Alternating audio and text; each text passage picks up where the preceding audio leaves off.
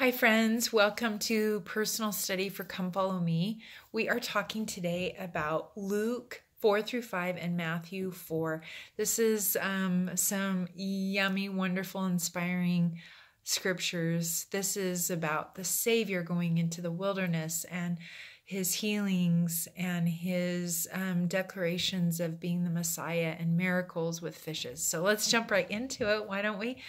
So the 40-day wilderness experience is a really personal one for me. I shared on other videos that I had a period of time last year for 40 days that I was really, really ill and learned a lot. And one of the things that helped me the most is to think about this 40-day wilderness experience the Savior had. I love as we watch both in Matthew and in Luke, the story is told that we get to see not only the temptations that the Savior was presented with from the adversary, but also the locations of these temptations, which I think are super relevant for likening the scriptures unto us. So the first is it's literally in the wilderness. And we know the Savior has been fasting and preparing. And I love how the Spirit has prompted him to go to the wilderness experience. And he's just been baptized.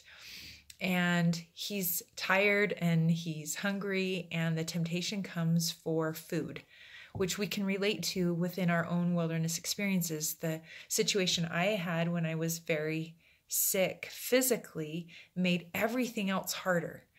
And I think about the tribe of Lehi, right? When they were hangry, and even Lehi complained. And so the adversary comes to say to the Lord, like, you can turn rocks into bread.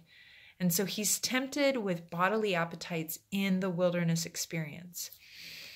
He gets past that temptation and then is taken to the top of the temple, which I think is significant because then the temptation is about kind of a faith practice, right? It's the miracles. It's throw yourself off this and you believe a God's going to save you and angels can come. Is that true? Can you really do that? Is that really possible? I love that it's upon the temple, right? And so the space or the place where the temptation is happening to me is in relation to what the temptation is about. This is like our faith crises. And then the temptation comes at the top of the high mountain. And Satan's like, you could have all of this if you let go of your mission and you focus and praise me. And I love that Jesus says at this point, get thee hence, Satan. And it says in the Luke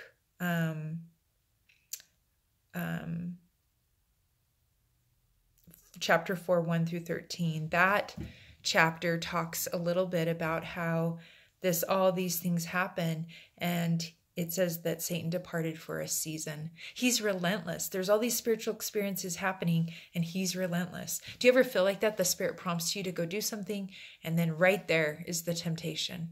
And it's right in the space and in the vulnerability that you're feeling at the time.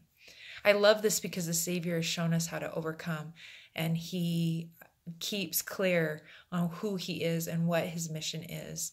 And that is what prevents Satan from taking over. At the same time, his best friend he knows is in prison and he's praying for him. He has left this wilderness experience and prayed for angels to go be with John the Baptist. And then he begins his ministry and he teaches from the scriptures in the synagogues. He taught from Isaiah. He taught boldly. And John doesn't record this, but Luke does, and he calls himself the Messiah for the first time to the Jews. It was where he was at Jacob's well when he met the woman at the well that he declared for a non-Jewish community, the Samaritans. I also really feel a personal connection to how it talks about Jesus being just Joseph's son and being a stranger in his own land, a prophet not accepted by his own country and people.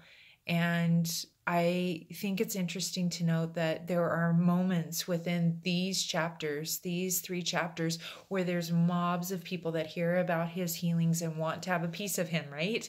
And they want to be taught by him. But then he also experiences rejection. He does some amazing miracles here. I love the story of the drought happening, and his disciples, Peter and these other fishermen, are skilled fishermen, and they cannot get fish. And he says, bring your boat in and let me stand upon it and teach. And then he says, Peter, cast your net over this side of the boat. And Peter's thinking like, I kind of am really good at this and it's not working and there's no fish. Can't you see there's no fish? And so he does it. And we know the story. There's so much fish, the nets break and it almost sinks 2 boats, not just 1 boat. It's after this mighty abundance, this harvest, this like huge win in the fisherman community, right? That the Savior says, can you leave this career and come and follow me? And I love that as we look at our modern day 12 apostles, they all come from different backgrounds and they have different talents and different personalities and different skills. God's not asking us to get rid of our identity. He says to Peter, come and be a fisher of men. Take your skill of fishing, but apply it here. Then we learn of Levi or Matthew. I did some research. Levi's the Hebrew version of the Greek name Matthew. And so some people think it's the same. Some think it's 2 different people, but what we know of Matthew is that he was about 31, he had 4 children, and he was in charge of the finances. And oftentimes we think of these miracles of like the man being lowered through the ceiling and the Savior healing him and saying, take your couch or your bed and go up and leave. And then Simon Peter's mother-in-law is healed.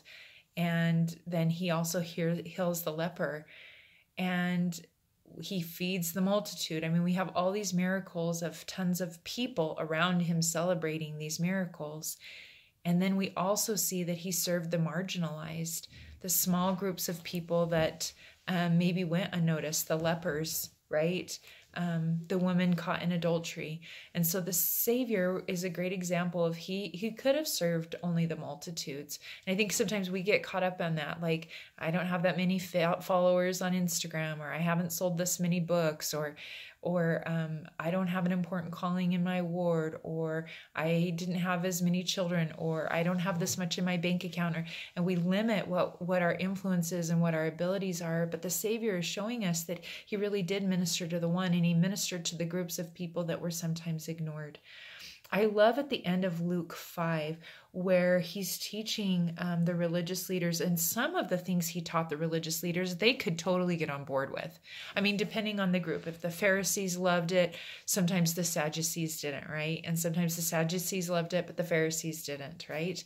And the scribes were the lawyers, and they were always debating everything.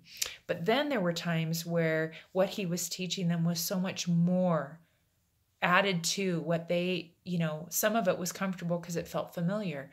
But when it went beyond the scope of what they believed, this is where we get the new wine in the old bottles. This part of the scriptures, it's verse 33 through 39.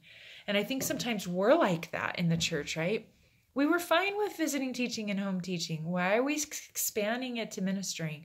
I've even heard some people struggling at times with changes that the rest of the world, may think is no big deal, but we within the church have gotten super comfortable. And so we get more expansion, or we have changes to the temple, or we have changes to our worship service, and we're asked to be more home focused. And I think that what Jesus is teaching here with the wine and the wine bottles is that we need to become new so that we can expand with the ever-growing revelation that is coming in the gospel of Christ. I love my Savior, and I love his example in these chapters of going through a wilderness experience and Satan still tempting the most perfect man. The best teacher was still rejected in his own land.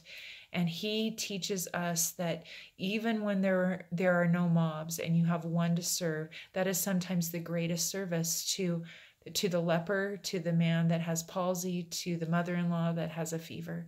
I hope that your testimony is growing as we've studied the New Testament together. And thank you for joining me, and thank you for sharing these videos on YouTube and on Instagram and on Facebook. I so appreciate your messages and your gratitude.